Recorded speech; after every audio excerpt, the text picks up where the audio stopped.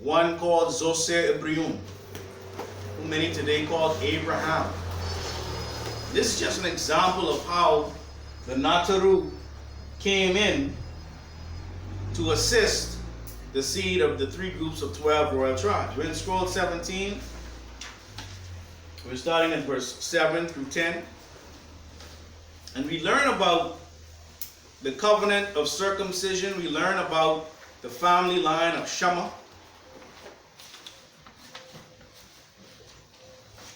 Being taught to them by the Tamarane Chami princess, Haket Rei Hagar. See, even the names of our great ancestors makes us uncomfortable. I was dealing with some students this week, and they were supposed to read about Mansa Musa. And the young sister, I don't feel comfortable reading that. I'm like, why?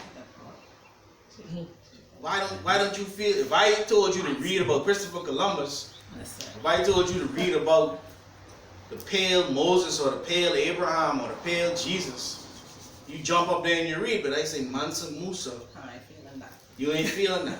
If I took Mansa Musa's, because the picture they had up there next to the words that she was asked to read, if I had put three wise men next to it, she'd read it.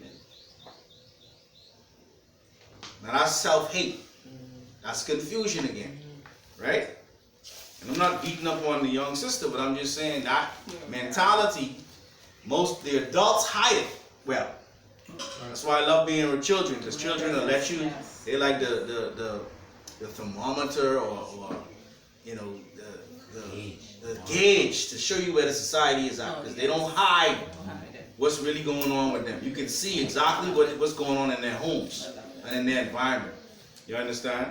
Verse 7 through 10, Bismillah Rabbi Kaliko El Kareem. We're in the 17th scroll of the Barashit, the African book of Genesis. It reads, and Yilshari, say Yilshari. Yilshari. The highest manifested witness, Matatrun. Matatrun spoke further, saying, we that are the Nataru Elohim will bring you under the Tamarane covenant of circumcision by allowing you and all those males of your household to receive of the Atonist ritual of proper circumcision. This was a family member reaching out to another family member and saying, listen, there's a way we do things in this family to be successful. One of these things is called circumcision of the males in the family. We don't do female circumcision, right? But male circumcision, cut the frenulum only, not the entire foreskin off, right?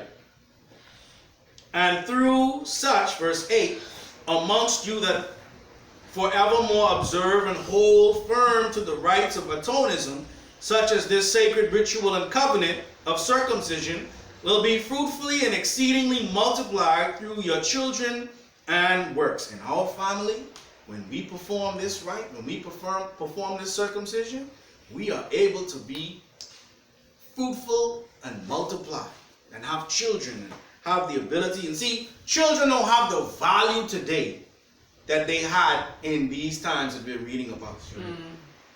So when people read it, they're like, I ain't getting circumcised in this. I don't want to. Children are expensive. We have people that children are expensive. The reason why children are so expensive is because we don't want to grow food and we don't want to have our own businesses. But every child you had was another employee.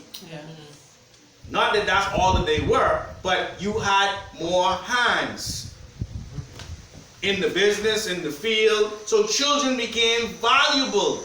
That's why people had 18, 20 children, but could still function and wasn't considered poor. That's right.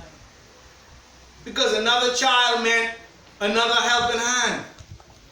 But not today. We are so self-sufficient and self-absorbed in making money on our job, and everything that comes now is a liability. You know, this child is going to cost us much money to go to school, and this child is going to cost us much money to feed, and this child. And so this doesn't mean anything to us today. We don't love the idea of having children anymore. We don't love the idea of family anymore, because I can step away from my family and this world will call me successful. Isn't that a sick idea? Yes. That you could step away and be an individual and turn your back. Oh, And I have family members who've done it, who's still doing it right now. my goodness. And the world will hold them up as successful while they squat on their family My goodness. or turn their back on their family. That is not love. Huh?